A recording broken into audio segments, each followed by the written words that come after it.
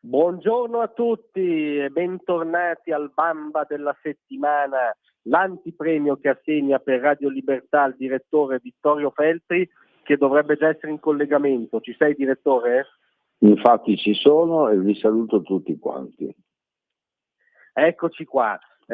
Allora oggi abbiamo un Bamba formalmente preventivo, ma in realtà fondato sull'esperienza, diciamo. Sì, sull'esperienza e anche sui preliminari della manifestazione che si terrà tra qualche giorno, e mi riferisco al Festival di Sanremo, che ci sta attediando già da alcuni mesi, perché la televisione non parla d'altro che del Festival di Sanremo, dei cantanti che vi parteciperanno, raccontano un sacco di fandonie, presentano gente che non sappiamo neanche chi sia. E poi ormai il Festival di Sanremo è diventato una cacciara, per cui noi senza esitazione questa settimana dobbiamo assegnare una Bamba, sì, che è preventivo per quanto riguarda la manifestazione di quest'anno, ma che però si riferisce anche a anni e anni di rotture di scatole inflitte ai telespettatori e a tutti gli italiani. Indubbiamente, ma tra l'altro succede nella settimana di Sanremo una sorta di paradosso, per cui c'è un paese appeso al festival, cioè anche il dibattito politico viene appeso a quello che accade al festival. Ma com'è che è possibile questa cosa?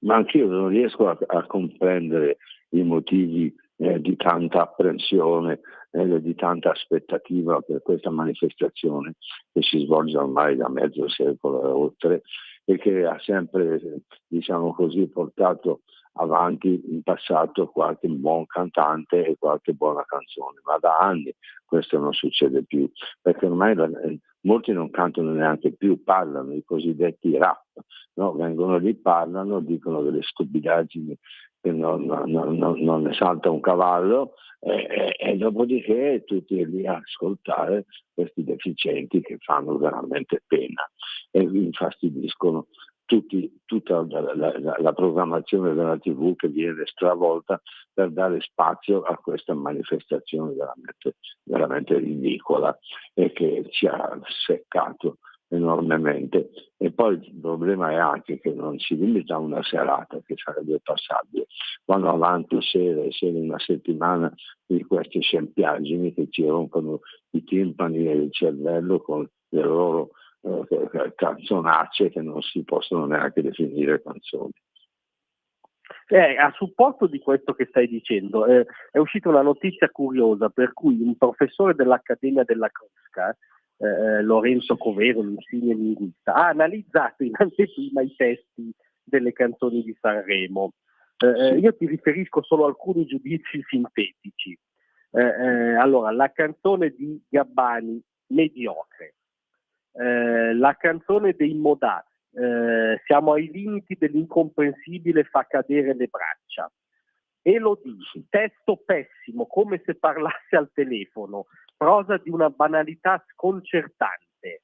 Fedez, un testo deprimente che parla di depressione. Diciamo che non si annunciano delle vette letterarie, ecco, nei prossimi giorni all'Ariston.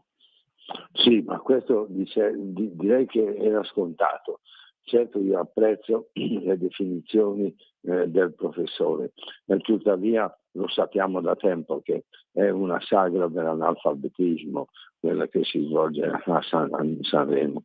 Ma poi anche dal punto di vista musicale io un pochino me ne intendo, perché da ragazzo lo facevo il pianista di piano bar, quindi mi è rimasta un minimo di gusto musicale, no? E c'è un sistema di composizione che un tempo facevano i ragazzini, insomma, no? Fischiettando in cortile o andando a scuola, e questi cretini qui invece se danno un sacco di aria, per prendere un sacco di soldi, per fornirci delle serate che sono veramente manicomiali. Viene voglia di sparare nel video della televisione. Ma scusami, qual era, diciamo, il tuo genere favorito quando ti esercitavi al piano bar? Parlo di oltre 60 anni fa, avevo 18-20 anni, e siccome non avevo molti soldi allora andavo in un night di Lecco che si chiamava Don Rodrigo e lì suonavo un paio d'ore e mi davano 50.000 lire, che allora era una cifra sbalorditiva, e lo facevo solo per quello. Io non è che fossi un gran pianista, però mi arrangiavo perché fin da piccolo strimpellavo e quindi insomma riuscivo ad accontentare. Il genere era però quello classico, perché tanti anni fa non esistevano certe forme pseudomusicali che oggi sono di moda e sono in voga. C'erano le canzoni classiche, quindi non so, adesso non ricordo esattamente, ma tipo Porta Romana Bella, poi non so, Signorinella, canzoni anche un po' del passato che però toccavano il cuore dei presenti, di chi stava al night. Poi oggi non ci sono più neanche i night, ma ci sono le discoteche che sono veramente delle cose disdicevoli, perché lì succede nelle discoteche qualsiasi cosa, tranne che fare della musica.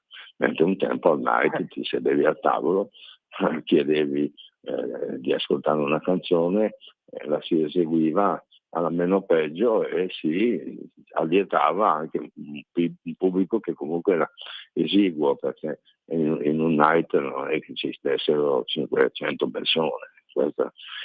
Quindi noi, insomma, tutto sommato di Sanremo non se ne fregava niente, suonavamo i classici. Certo, sei stato chiarissimo. Tra l'altro, tornando a Sanremo, mi viene in mente appunto che formalmente la dicitura è Festival della canzone italiana, no? Sì. Però da anni mi sembra che le canzoni in realtà siano una postilla, un di cui, no? E che in realtà prevalga una sorta di alfabeto buonista, spesso un po' anche, come dire, contro la destra politica, che ci viene rifilato, sì. Una sorta di banalmente corretto che ci viene rifilato dall'aria. Sì, infatti anche a Sanremo ha trionfato il politicamente corretto, che è quello che ha ucciso tante forme espressive in questo paese, che diciamo fa delle mode, dei modelli comportamentali, ed è una cosa veramente assurda che dispiace, perché l'Italia avrebbe la possibilità di esprimere qualcosa di meglio, piuttosto che un festival della canzone che è un festival dell'obbrobrio. Sì. Tra l'altro quest'anno una delle, diciamo, pseudo novità è il cambio di conduzione, no? Non c'è più Amadeus, che era circondato da un'aura quasi sacrale, insomma, forse un po' eccessiva visto anche i risultati che ha avuto post Sanremo, e torna Carlo Conti, no? Sì. Io ho visto che tu anni fa hai scritto sul giornale un ritratto di Carlo Conti che ho trovato azzeccatissimo, e di fondo benevolo, dove dici, tra le altre cose, Conti non ha un segno particolare né una caratteristica fisica che si presti a canzonarlo. È una persona raccomandabile cui affideresti volentieri il cane per i suoi bisognini. C'è un po' un ritorno alla normalità, diciamo. Guarda, a me sembra un impiegato della Cariplo, no? Un impiegato di banca, tutto correttino, non è una persona che fa bene sicuramente, ma gli hanno affidato questo baraccone, evidentemente lui si adegua al clima e riesce perfettamente a interpretare la stupidità generale. Sì, senza fare un plissé, diciamo, sempre molto imperturbabile, ecco. Tu dici anche che cambia raramente espressione in questo ritratto. Purtroppo adesso ci dovremmo godere anche questa cosa, perché è impossibile non vederla, perché anche quando fai il giro sui vari canali, poi prima o poi incroci nel Festival di Sanremo, un po' sei incuriosito, dai un'occhiata e poi devi correre in bagno per vomitare. Come dire, tu prevedi anche quest'anno qualche sortita politica, diciamo, magari antigoverno, te l'aspetti? Sì, qualche idiota ci sarà sicuramente, perché ormai è diventato un classico, no? Non sarebbe la prima volta, anzi si proseguirebbe in una tradizione che è quella di attaccare il governo, qualunque esso sia, ma con argomenti che sono di una debolezza che veramente fanno venire il latte alle ginocchia. Come le canzoni, diciamo, gli argomenti se la giocano con le canzoni in genere. È tutto coordinato perfettamente sulla base dell'idiozia. Ma ascolta, come dire, tu lo guarderai almeno una sera, almeno uno spezzone, o la tua è un'allergia a priori?